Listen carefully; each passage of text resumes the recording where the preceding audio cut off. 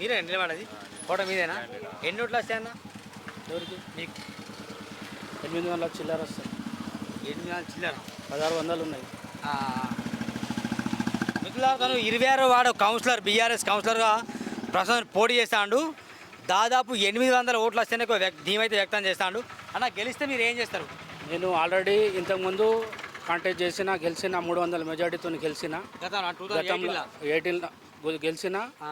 నేను వార్డులో ప్రతి డ్రైన్ కానీ, పోల్స్ కానీ, మన రోడ్స్ కానీ ప్రతిదీ మనం చేపించినాం.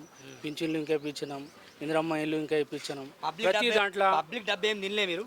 ఒక్క రూపాయి ఇంకా లేదు, అవినీతి చేయలే, ఒక్క రూపాయి ఇంకా లేదు. ప్రతి ఇప్పుడు లైవ్లో ఇక్కడనే ఇల్లు ఉన్నది, పక్కకు అడగండి, ఇక్కడనే ఇందిరమ్మ ఇల్లు ఉన్నది. ఈ గల్లీలో 3 ఇప్పించిన, మొత్తం 22 ఇల్లు వచ్చినాయి నాకు. దాంట్లో ఎలాంటి అవినీతి లేకుండా స్వచ్ఛందంగా డబ్బు ఒక్క రూపాయి ఇంకా లేదు. ఒక్క రూపాయి ఇంకా తీసిన అంటే ఇప్పుడు ఇంకా నేను దేనికైనా సిద్ధంగా ఉన్నా. ప్రతి దాంట్లో మరి ఇక్కడ బలంగా లేదా? ఏది నేను బలంగా ఉన్నా, కాంగ్రెస్ ది నాకు అవసరం లేదు. బీజేపీ ఇంకా నార్మల్గా క్యాండిడేట్ ఉన్నాడు, అంత బలంగా లేడు. మన పని చేసినాం, పని చేసిన దానికి ఫలితం దొరుకుతుందని మనం ఆశిస్తున్నాం. మెయిన్గా మీ ప్రధానంగా మీరు గెలవగానే నేను గెలిచిన వెంటనే ఈ పని చేస్తాను ఏమైనా మైండ్ అనుకున్నా? 100% కొన్ని రోడ్స్ ఉన్నాయి, దాని గురించి నేను చేస్తా. ఏంటంటే నా రిక్వెస్ట్ ఏంటంటే గవర్నమెంట్ ఒక ఆలోచన ఉండాలి. ఇప్పుడు 4 సంవత్సరాల నుంచి ఒక్క పింఛన్ లేదు. ఎందుకంటే వీడో చనిపోయిన భర్తలు చాలామంది ఉన్నారు, వాళ్ళకు పింఛన్ లేదు. అది ఒకటి ఇమీడియట్లీ గవర్నమెంట్ చేసే పని, అది కంపల్సరీ చేయాలి. దానికి మనం ఎందుకంటే ఆ పార్టీతోని సంబంధం లేకుండా మనం దేనికైనా, ఎందుకంటే పబ్లిక్ ఇష్యూ, పబ్లిక్కి మనం గవర్నమెంట్ అనేది పబ్లిక్ సేవ చేసేందుకు ఉన్నది. ఆ కంపల్సరీ అది పని చేయాలి గవర్నమెంట్. అది చేస్తే పబ్లిక్ సఫర్ కాదు, లీడర్లు ఇంకా మంచిగా ఉంటారు, గవర్నమెంట్కి ఇంకా పేరు వస్తుంది. ఎగ్జామ్ మీరు గెలుస్తారనుకున్నా, ఎమ్మెల్యే అయితే బీజేపీ మనిషి కదా. ఓకే, మరి మీకు మీ వార్డుకి అభివృద్ధి చేసే నమ్మకం ఉందా? 100%. ఇప్పుడు మున్సిపాలిటీకి ఎమ్మెల్యేకి ఏం సంబంధాలు తక్కువ ఉంటాయి. ఎందుకంటే మున్సిపల్ డెవలప్మెంట్ అనేది మున్సిపాలిటీ చేస్తుంది. మున్సిపాలిటీకి ఏవైతే గవర్నమెంట్ ఇస్తుందో అదే ఫండ్స్తోని మనం డెవలప్మెంట్ వార్డులో చేస్తాం. గవర్నమెంట్ వచ్చేది ఏముండదు దాంట్లో. మెయిన్గా మనకు లోకల్ బాడీ కాబట్టి మన లోకల్ బాడీని ఏవైతే అభివృద్ధి ఉంటాయో దాని మీదనే మనం ఫోకస్ పెడతాం. 99% కాదు, 100% మనం పని చేయాలని, స్వచ్ఛందంగా మనం సేవ చేయాలని మనం ముందుకెళ్దాం. మీ పేరు పూర్తిగా? షేక్ మహబూబ్. 26వ వార్డు కౌన్సిలర్గా బీఆర్ని పోటీ చేస్తాను. మిత్రులారా, ఆయన ఆలోచనలు నిజమే అనిపిస్తే మీరు ఆయన ఓటేయండి, లేదా ఆయన ఆలోచన తప్పనిపిస్తే ఓటు వేయకండి, అది మీ ఇష్టం. కానీ ఆలోచన చేయండి. నయా పైసా కూడా ఆయన అవినీతి చేయలేదట, నయా పైసా ఎవరిదా తినలేదట. ఇక ఇందిరమ్మ ఇళ్ళ విషయంలో కావచ్చు, ఎగ్జాంపుల్ నువ్వు తెలుసు అనుకుంటా, చాలామంది చింతల మానిపేరు నుండి కౌట నుండి ఇక్కడ వచ్చి ప్రచారం చేస్తాను కొందరు.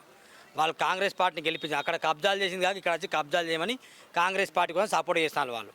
అంటే ఎంత దుర్మార్గం ఉందంటే ఈ వ్యవస్థ. నిజంగా ఏదైనా స్కీమ్ వస్తే నల్లగెళ్ళి డబ్బులు నొక్కి తిందామని చూస్తాను. కానీ మహబూబ్ అన్న మరీ అడుగుతున్నా, ఛాలెంజ్ అన్న నిజంగా ఇంకొకటి అన్న, నేను పర్సనల్గా చెప్తున్నా, ఇది మీరు 100% రాయాలి. ఇప్పుడు ప్రఖ్యాతి ఏమంటుండంటే, నేను ఇప్పుడు పింఛన్లు చేపిస్తా, మీకు అది చేపిస్తా. గవర్నమెంట్ 4 సంవత్సరాల నుంచి పింఛన్ బంద్ ఉన్నాయి, మీకు తెలుసు ఆల్రెడీ. దాన్ని ఇప్పుడు ఎట్లా చేయగలుగుతారు? కాంగ్రెస్ క్యాండిడేట్ అంటుండు. మీరు ఇప్పుడు గవర్నమెంటే బంద్ ఉంది కదా, గవర్నమెంట్ బంద్ ఉన్నప్పుడు మీరేం చేయగలుగుతారు? దానికి ఎవరైనా కాదు, మనతోని అయినా శాయశక్తులా మనం ప్రతి కౌన్సిలర్ కానీ ఎవరైనా గెలిచిన ఆలోచన ఏముంటుంది, మంచిగా చేయాలి. కరప్ట్ ఉన్నాం మెయిన్ ఏంది, కరప్టెడ్ చేయొద్దు, మనం స్వచ్ఛందంగా పని చేయాలి. వాళ్ళు మనకు నమ్మకంతో గెలిపించినప్పుడు వాళ్ళకు ప్రతిదీ మనం సేవ చేయాలి. ఇది నా కోరిక. గతంలో గెలిచినప్పుడు మీరు భవిష్యం ఎంత సంపాదించు లాస్ట్ మీరు ఆస్తులు నేను వాళ్ళ మీకు అడిగితే నా గురించి మీకు తెలుస్తుంది. ఇది నా బండి.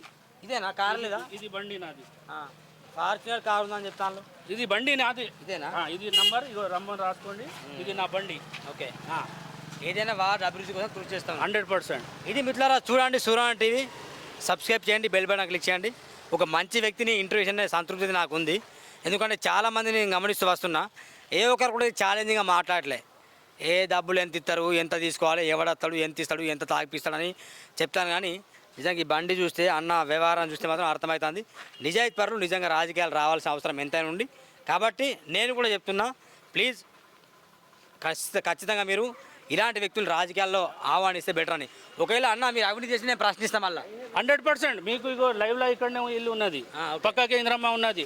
అక్కడ ఎలాంటి 500 ఇంకా తీసుకున్నానంటే మీరు ఏదైనా దానికి ఎక్కడన్నా అంటే దానికి అక్కడనే వస్తా. Right, thank you. చూడండి, థ్యాంక్ యూ, బై.